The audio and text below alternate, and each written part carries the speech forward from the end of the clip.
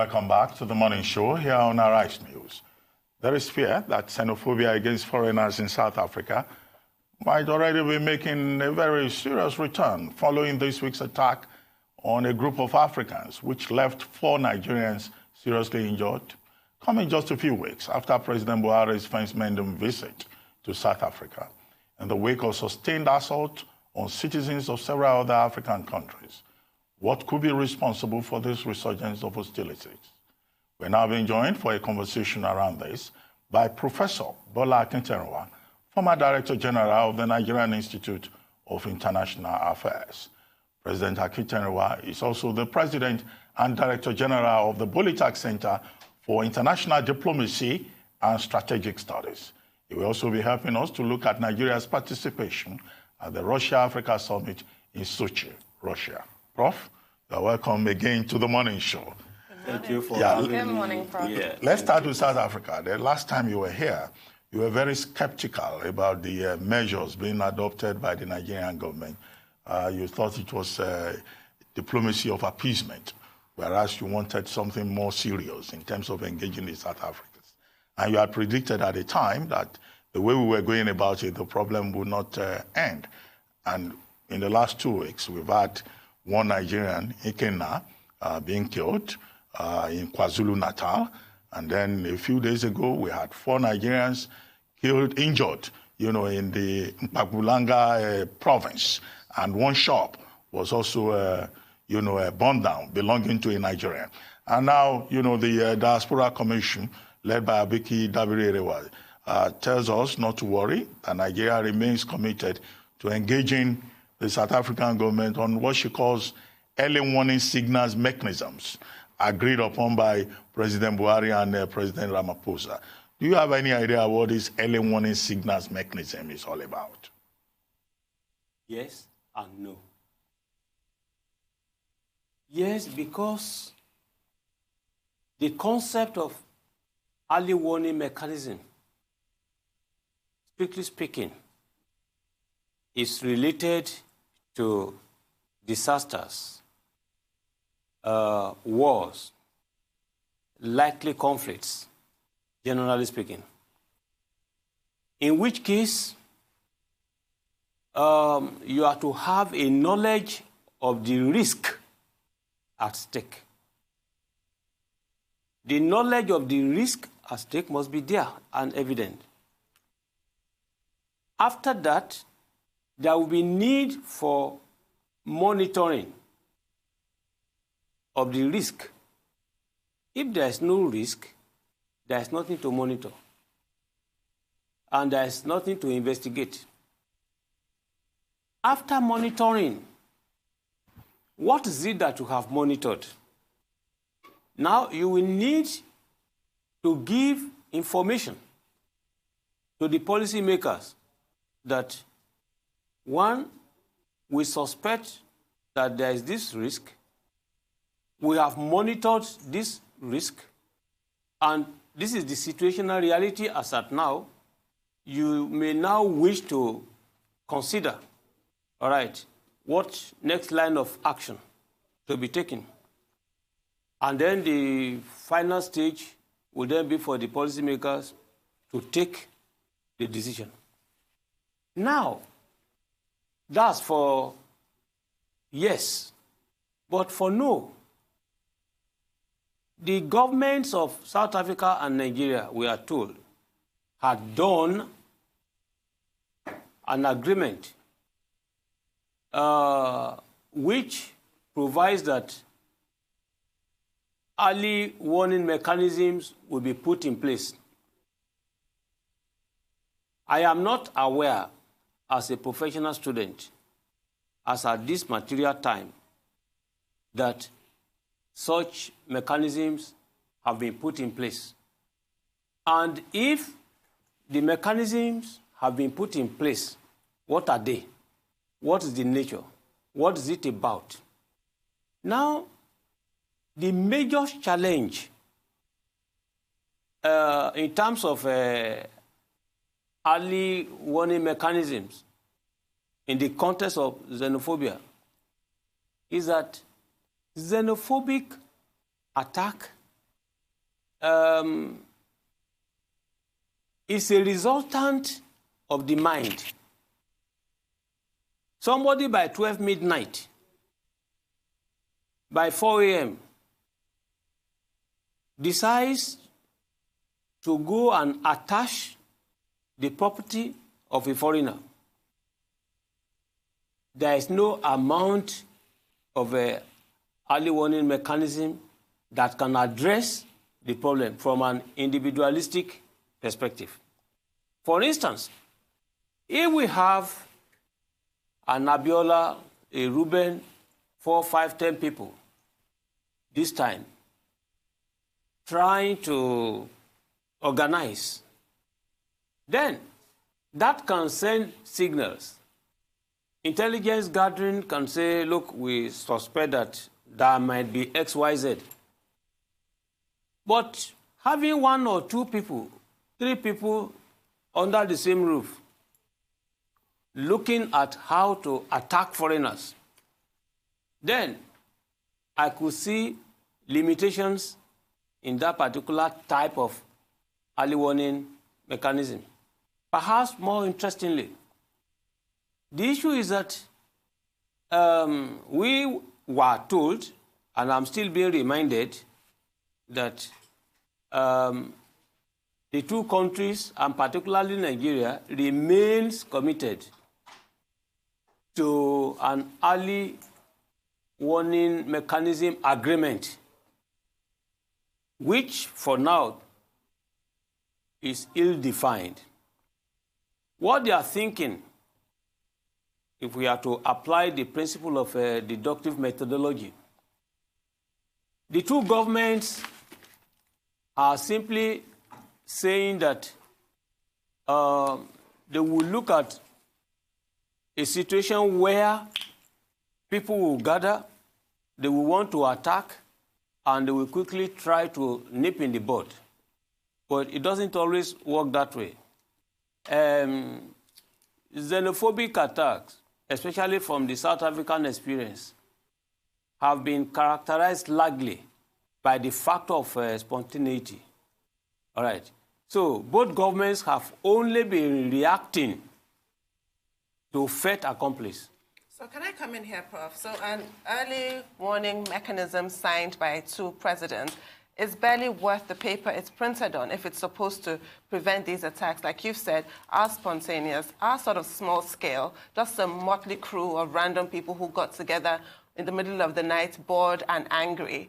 So how, if this top-to-bottom approach is not effective, how does one tackle this kind of menace? As you've said, it's about the individual and the thoughts in their mind. What is the diplomatic approach to retraining people? Reuben got it 100% when he was giving us a rundown on it. Why I was skeptical about that. The issue is that any medical doctor who is unable to diagnose an ailment very well will always end up prescribing, the wrong drugs. And the ailment, the sickness will always be there. The government of Nigeria is not likely to get it right come the next 1,000 years, because there is nothing like moralism in international relations. Nothing like that. It's objectivity of purpose. The main problem in South Africa, I drew attention to it, that there still is a disconnect between the government of South Africa and the people of South Africa on the matter of xenophobia. Xenophobia in South Africa is driven by 2 factors and 2 main factors. I drew attention to the first one, that when Brigadier General Bubamarwa was High Commissioner to South Africa, he drew attention of the government of Nigeria to the fact that there was a radio television program in South Africa where it was discussed that Nigeria contributed largely to anti-apartheid struggle for economic motivational purposes, not in terms of altruistic purpose, not in terms of assisting them, that we were there for our business. First point. The second point there is that I said the government of South Africa explained to the government of Nigeria, particularly to the former foreign minister, Gbenga Ashiru, that what they thought was and is responsible for this misunderstanding is that Nigeria related more with the international wing of the African National Congress, and that the international wing, is not well connected with the domestic wing of the ANC, and that the people in power as are today, most of them, they are the ANC domestic wing. And that's why, for instance, because the domestic wing activists did not relate directly with Nigeria. So you wouldn't have records of whatever we have done. Streets that were named after some notables, you wouldn't find any Nigerian there. So for as long as the people in power are not trying to connect with the mentality of the people on the streets, this problem will never have any permanent ending. The other reason is this. When you see foreigners, you see Nigerians driving in very neat, very clean Lexus vehicles, good cars, living very well. Prof, at this point, we need to take a commercial break. And then when we come back, you can elaborate further on that second point. We'll be right back. Stay tuned. It's still the morning show here on the Arise News channel.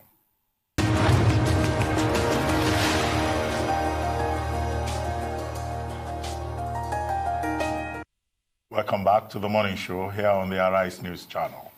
Still with us in the studio is Professor Bola Akinterinwa, Director General of the Bolitag Center for International Diplomacy and Strategic Studies, and former Director General of the Nigerian Institute of International Affairs. And he has been talking about xenophobia in South Africa and the latest wave of attacks on Nigerians living in South Africa and their businesses. Prof, you had provided one reason, the lack of a sense of history about Nigeria's contribution to South Africa's exit from apartheid, and then you were trying to provide a second reason. Yeah, the second reason is just to make the point that early warning mechanism cannot address the factor of envy. There is no way it can address it. Why? Nigerians live well in South Africa. Why? Because they are very hardworking. The dint of hard work explains their ability, all right, to have more revenues. Then people who could not work, behave the Nigerian way, all right, cannot condone how a foreigner will be living better, will look better than they, the citizens. All the women, there. because that was part of the issue. Of course, so... You love that one, Dr. Abati. You love that one. But it's good. Yeah. It's a factor. Yeah, it is. It's a factor. How can I have a girlfriend as a South African, and suddenly my South African compatriot will leave me to go to Nigeria. Nigeria. And even go on social media to attest that Nigerian men are very romantic. But you know, Prof, there's a serious orientation problem that we're seeing with the people of South Africa right now. But the last time you were on the show as well, you spoke about a state's international responsibility to protect. And I wanted to bring you back up on that point, because at what point does a state fail at that duty? And at what point do we react, and how do we react to a state failing at that duty of international responsibility to protect? You see, both governments, Nigerian government, South African government, they have failed. While it is the responsibility of the government of South Africa to ensure that all citizens, including foreigners, and particularly Nigerians, they did sign an agreement. Where are we? You see, it's very easy for anyone to make declaratory statements, which our Nigerian government officials will make. Quote and unquote, we panel beat critical problems. So in this case, it's a failure that as at the time there was a xenophobic attack, in between now, please let us ask the governments what they have done in terms of putting in place the so-called mechanisms. Well, at the level of Nigeria, too, what is it that we have done? Well, Prof, maybe we've not been doing well in managing the South African situation, but maybe, you know, the federal government of Nigeria is doing well in some other directions. Let's look at President Buhari's trip to Russia to attend the Russia-Africa Summit. First, what is Russia's special interest in rediscovering Africa? You know, it's not just Russia, again, you know, Japan, China. Is there a scramble for Africa going on in international diplomacy? And then what do you think is the gain from, you know, newfound romance with Russia? Although the Russians, they've agreed to help us build a rail line from Lagos to Calabar, 1,200 kilometers. They've agreed to assist us with security problems. There's been a military technical cooperation agreement that has been signed. And then there is the intention to revive a 2016 joint cooperation agreement between Nigeria and Russia, and cooperation in education, health, gas, wheat production, and all of that. Now, what's your take on all of this? I will respond that in scientific analysis, we are told that action and reaction are always equal and opposite. But beyond that one, there's nothing like action and reaction becoming equal in international politics. What is happening is that Russia's renewed interest in Africa is largely as a result of the emerging new world order and the emerging new Cold War. It's as simple as that. Russia is simply reacting to that. Now, Russia, unlike the former Soviet Union, is trying to acquire the international status that the former Soviet Union did have. But you know that following the glasnost and perestroika, that is opening and restructuring in the early 90s. Yes, precisely. So Russia now appears to be lagging behind, especially in light of Chinese presence in Africa. You know, the Chinese have succeeded in establishing themselves in various ways. Russia is seriously contending for leadership of the world in the manner of the United States and the Chinese. So there is the need for Russia to sustain his influence in Africa. It's not that Russia has been completely out of Africa. Certainly not. You did point out, and rightly too, what they are doing in Zimbabwe, you know, Botswana, Rwanda.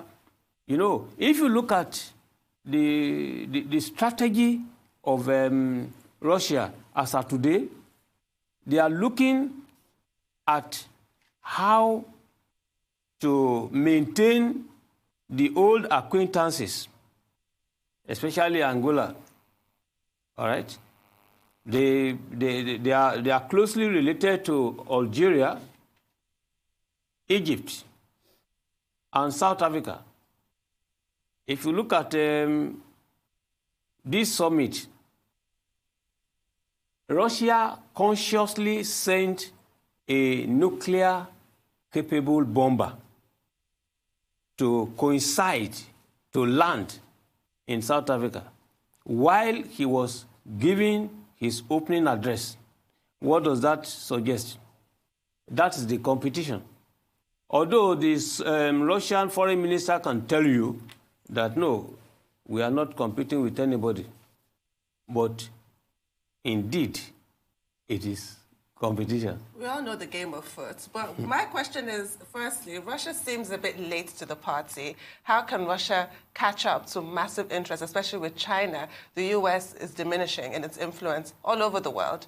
I think now we've all seen Sochi was the most important place in the world, or the capital of the whole world this past week, with the whole meeting with Erdogan and this summit. But can Russia really catch up in Africa? And regarding Nigeria, Lukoil collaboration with NNPC, Gazprom collaboration with NNPC, that was obvious. But the other economic diversification that's been discussed, what is really the benefit of that relationship to us in Nigeria? Well, Prof, before you take that question, maybe we should take another break, and that gives you time to reflect on the question. Right. We'll take another commercial break now. When we return, the conversation will continue.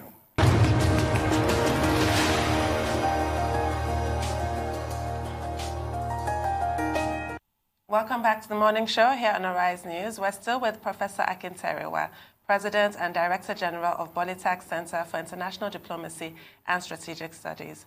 Sir, as you were saying before the break, or about to say. I wouldn't see Russia as coming late. Russia simply wants to cut a niche for itself. There were the British, the Japanese, the Chinese, all of them coming before now. But if you look at the strategy framework that have been adopted by the Russians, it's completely different. Completely different, and it is noteworthy.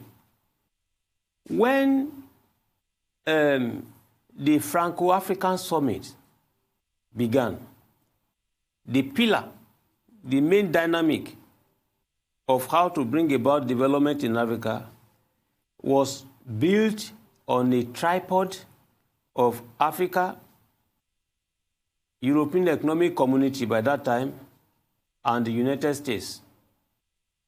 Africa was designed, was expected to provide the raw materials.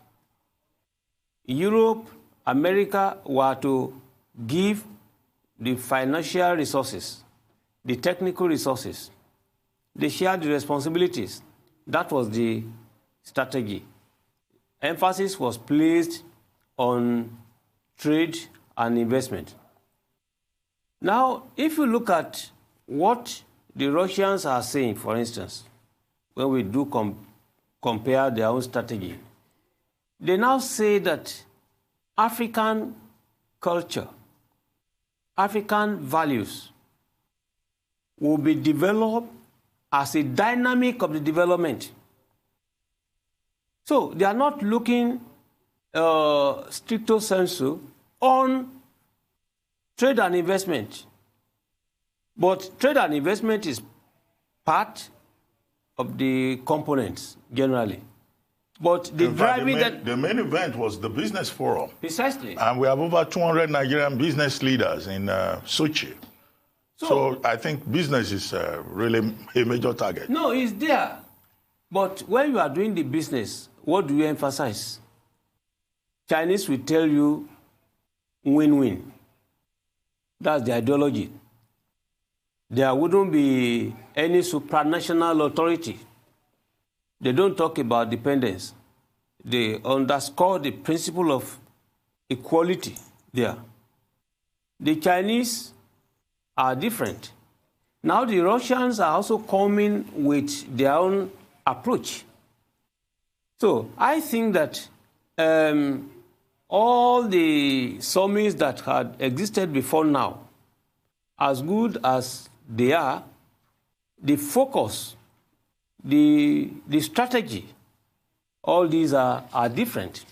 I think that in terms of what we are likely to gain, since they are all coming to address the same problems, development issues, if you look at the approach of the Chinese, they are physically on ground. They provide the finances. Now, the Russo-African Summit has as one of his sub-teams how to finance development. So it's still a problem for Russia. It is not a problem for China. As a matter of fact, Russia's trade with the whole continent of Africa, as at last year, was not more than 20 billion. Yeah. Whereas the Chinese are on record to have attained 205 billion. So when you are now asking me, how do they catch up with, that long disparity? I would say the focus of Russia is not to catch up with anybody. Russia is now simply trying to say, I am equally relevant. You can continue to relate with your strategic partners, Prof. But you cannot forget us. Absolutely. And I think from the perspective I'm seeing, that is how it's starting to look. Let me bring you up on a particular natural resource, because it's only fair to speak about our natural resources that Russia may want to tap into. We produce uranium, and that's a very controversial natural resource for many reasons. But let's say Russia are interested in our uranium, which I haven't seen. Does this pose any sort of worrying situation for Nigeria, or is this actually an investment that would benefit Nigeria? What do you think? What I think may not be different from the way you are looking at it, but I will explain it differently. Uranium is a mineral resource that Russia must be targeting. Yeah. Why? Look, what are they doing in Egypt now? Now, they are talking about nuclear-capable, bomber. I pointed to it earlier on that at the time Vladimir Putin was opening the summit, Russian nuclear bomber was landing simultaneously. So that's strategic calculation. Why nuclear-capable bomber? You can't make nuclear bombs without uranium. Exactly. So Russia is telling Africa to say, look, this issue of nuclearization or non-nuclearization, please, there is the need to discuss that. Whether it is for peaceful purposes or for war purposes. For war purposes, it is outlawed. The fundamental problem is that the methods, the procedure for making a bomb or nuclear energy for peaceful purposes is exactly the same way you prepare it for war purposes. Yeah, you need to enrich the uranium. Yeah. So precisely. So uranium enrichment, whether it is low or high, has raised at the level of North Korea and Iraq and all others. It's the same. And Iran. And Iran, yes. Well, in any case, I mean, one of the major issues at this summit is, the meeting on the sidelines with Rwanda.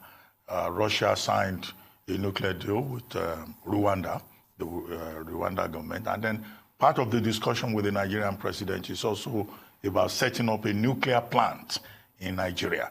Whether a nuclear plant is one of our priorities or not is another question, for the average Nigerian to think about.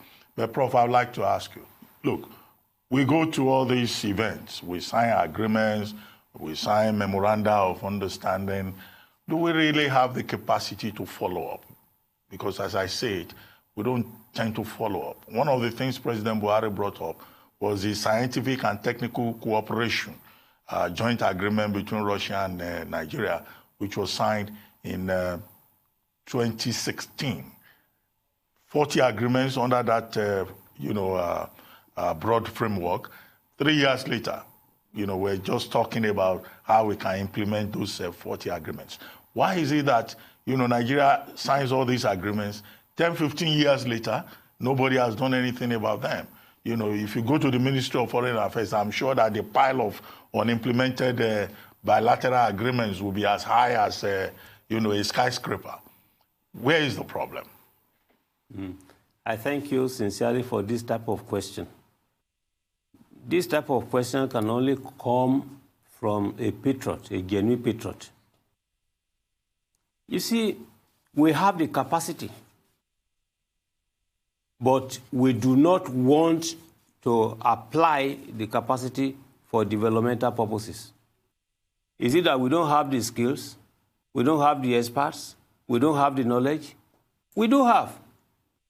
But when, for instance, unlike in developed countries, a government will not sit down to open its eyes clearly to identify and bring people who will be able to interpret international obligations and put them into practice, then what will you expect? That is the issue. Please, the former University of Ife, now OAU, this space technology was developed there. But what is it?